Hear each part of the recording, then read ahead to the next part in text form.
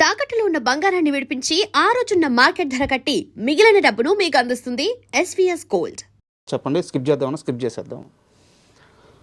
మన కథ, మనకు తెలియాల్సిన కథ, మన చరిత్ర, రుద్రమదేవి కథ మీరు భుజాలకు ఎత్తుకున్నప్పుడు, షూటింగ్ నడిపిస్తున్నప్పుడు గుణశేఖర్ అయిపోయాడు. గుణశేఖర్ ఇంక ఇండస్ట్రీ వదిలి వెళ్ళిపోతాడు.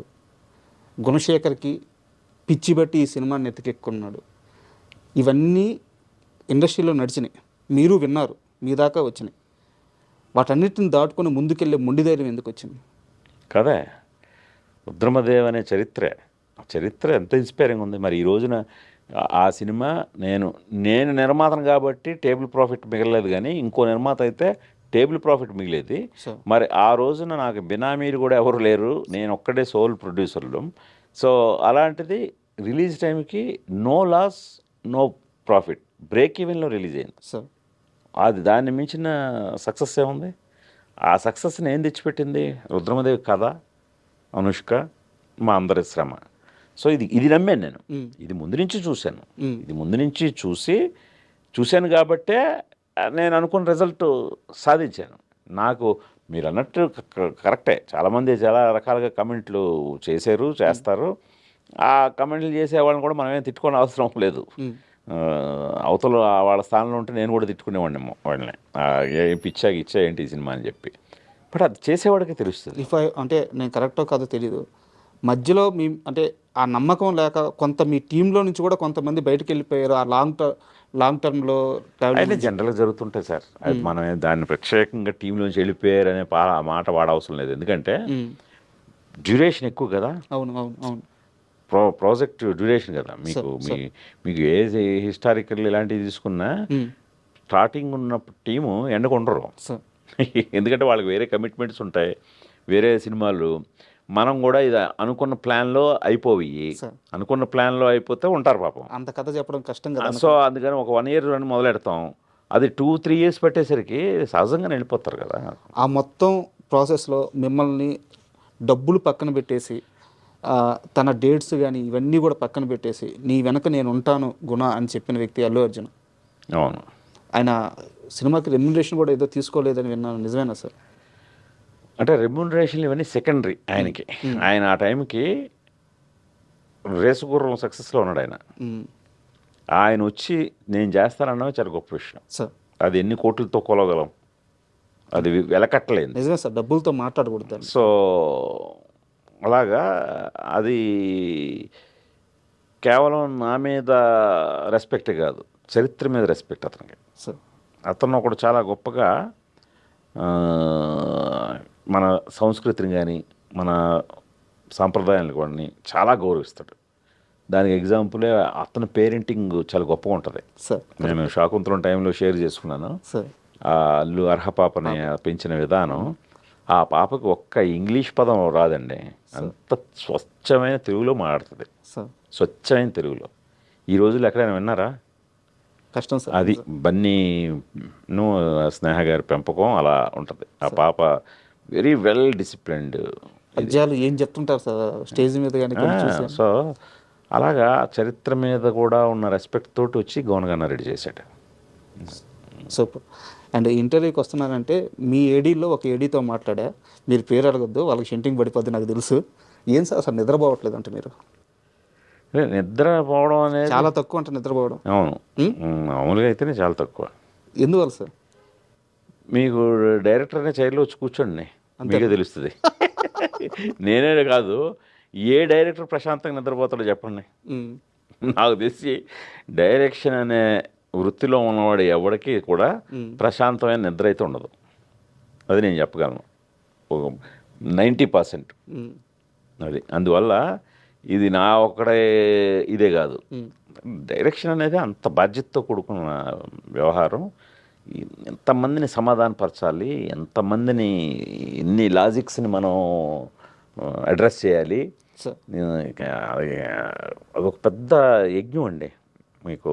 అందుకనే కదా వరల్డ్లోనే మోస్ట్ డిఫికల్ట్ జాబ్ ఏదైనా ఉందంటే ఫిల్మ్ డైరెక్షన్ అంటారు. అది నిజం. ఏడీస్కి ఒక టైం చెప్తారంట, యూనిట్కి ఒక టైం చెప్తారంట, వాళ్ళందరికంటే ముందే వెళ్ళి కూర్చుంటారంట. ఇది కొత్తగా ఈ సినిమా చేయట్లేదు సార్. సార్ ఫస్ట్ నుంచి ఇంతే. మొదటి నుంచి నాకు మా ఇంట్లో అందరు కూడా టైం డిసిప్లిన్ చాలా ఎక్కువ. సార్ ఎందుకంటే ఇప్పుడు 7 గంటల కాల్ షీట్ అంటే నేను వీలైతే 6:30కే ఉంటాను. నేను 6:30కే ఉండి అక్కడ అన్ని అరేంజ్మెంట్స్ చూడటమే కాకుండా అక్కడ ఏమైనా ఇంకా బెటర్మెంట్ చేయొచ్చా. సో ఎందుకంటే నాకు ఒక షాట్ ఎక్స్పోజ్ అయిందంటే భయం అండి. సార్ ఆ షాట్ ఎక్స్పోజ్ అవ్వడానికి ముందే ఏదైనా చేయగలం మనం. వన్స్ ఎక్స్పోజ్డ్ అంటే అది శాసనం, అంతే, దాన్ని మార్చలేం. అందుకని ఆ పెయిన్స్ టేకింగ్ అంతా పడుతుంటాను నేను. ఓకే. అది ఇప్పుడు మీ రిలేషన్ ఎలా ఉంది? ఎవరితోనూ ఎప్పుడు రిలేషన్ ఏమి మనకేమీ చెడదండి. ఇప్పుడు ఆ పర్టికులర్ ప్రాజెక్ట్ విషయంలో సో అది జరగలేదు. ఆ ప్రాజెక్ట్ జరగనప్పుడు సో తను అది వేరే రకంగా ప్రయత్నాలు చేసినప్పుడు నేను కొద్దిగా హర్ట్ అయ్యాను. హర్ట్ అయ్యి నా హర్ట్నెస్ని ఎక్స్ప్రెస్ చేశాను అంతే. అంతకు మించి దాని మీద ఏమి ఆ తర్వాత మళ్ళీ మేము మాట్లాడుకున్నాం, మేము మెసేజ్లు ఇచ్చుకున్నాం. మాట్లాడుకున్నారా?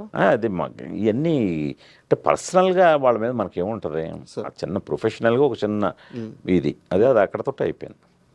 అండ్ యుఫోరియా ఇప్పుడున్న ప్రతి ఇంటికి అవసరమైన కథ అని చెప్పారు. కరెక్ట్. నేను కూర్చోగానే ఫస్ట్ నేనే ఒక రియల్ టైం ఎగ్జాంపుల్ చెప్పాను. బట్ మీ ఇంటికి ఈ కథ ఎంత అవసరమైంది, ఈ సినిమా ఎంత అవసరమైంది, ఈ సినిమా సక్సెస్ ఎంత అవసరమైంది? అంటే ఇది ఎందుకంటే ఫ్యామిలీ మొత్తం దీనికోసం 3 ఏళ్ళ నుంచి కష్టపడుతున్నారు. అంటే ఫస్ట్ మా అందరికి కూడా కథ చెప్పాలన్న ఆసక్తే. ఈ కథని రైట్ టైం ఇది చెప్పడానికి అని ఆసక్తి. అందుకనే ఇప్పుడు మేమందరం కూడా చాలా ఎమోషనల్ కనెక్ట్తో ఉన్నాం. రేపొద్దున్న జనం కూడా ఈ సినిమా చూసిన తర్వాత అంతే ఎమోషనల్ కనెక్ట్ వస్తుంది. అంటే ఆ ఎమోషనల్ కనెక్ట్ రావడానికి ఇదేదో మనకి స్వీయ అనుభవంతోనో దీంతోనో వచ్చేది కాదు.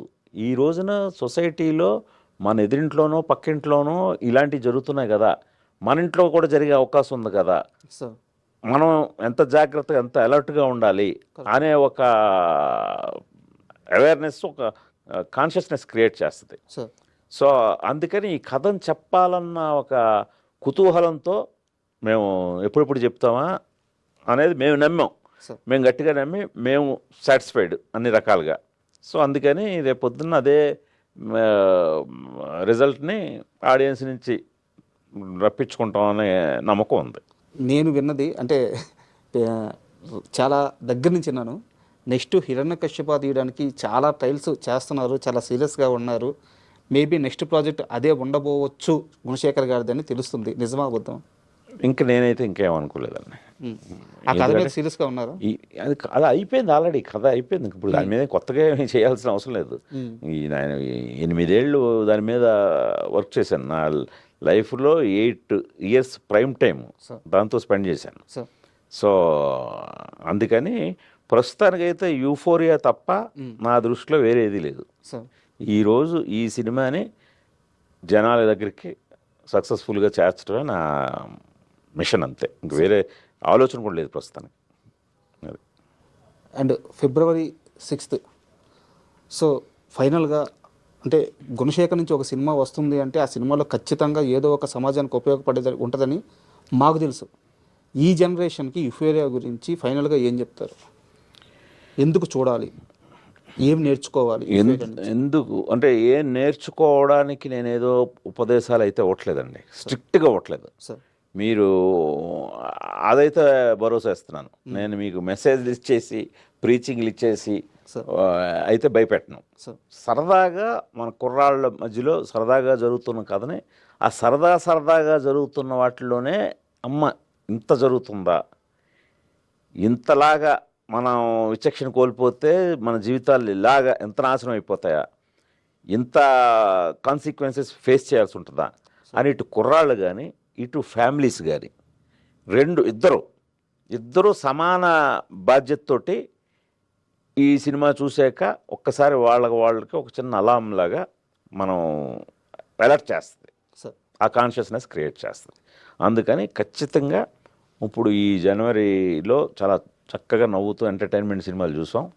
ఇప్పుడు February 6వ తేదీన ఒక్కసారి ఒక రియాలిటీ చెక్ తోటి యూఫోరియా చూద్దాం. లైఫ్లో రియాలిటీ చెక్ అనేది అప్పుడప్పుడు ఉంటూ ఉండాలి. అదే యూఫోరియా. అది. Sir thank you sir, all the best. ఖచ్చితంగా సినిమా సూపర్ హిట్ అవుతుంది, నాకు ఆ వైబ్ కనిపిస్తుంది. అదే. సినిమా సక్సెస్ అయిన తర్వాత ఒక్క రోజు తప్పకుండా. నీరు పడిన రోజు ఓ, తప్పకుండా. మనం ఒక కంప్లీట్ ఇంటర్వ్యూ అలాగే చేయాలి. చేద్దాం. Thank you sir. Thank you అండి రాజా గారు.